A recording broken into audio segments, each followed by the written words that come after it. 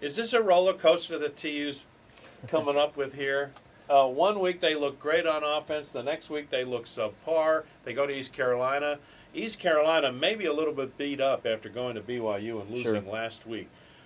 East Carolina should win. They've got a great fan base. The fans really show up at their ball games. Good athletes. I think they're one of the strengths of this conference. I think it's going to be a struggle for OU to win this football game.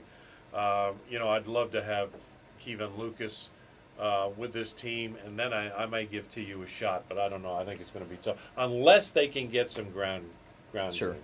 I agree with just about everything you said there. East Carolina's 3-3, but they lost to Florida by a touchdown. I mean, Florida is legit. They lost to BYU by a touchdown on the road. They lost to Navy as well, and that's another really good team. And they beat Virginia Tech. So the resume is really pretty impressive with East Carolina. As you said, the fan base is good. They always have good athletes. They run an air raid offense. Ruffin McNeil's done a good job there. To me, TU's going to have to play an A-plus game. I don't know if they're capable of that now, only 2 weeks removed from losing Cayden Lucas. They're going to have to play their absolute best, and they absolutely need to force some turnovers.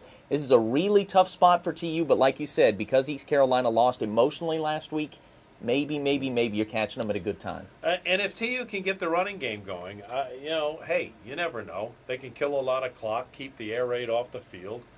They've got to do something to keep their I'm talking about TU. They need to keep their defense.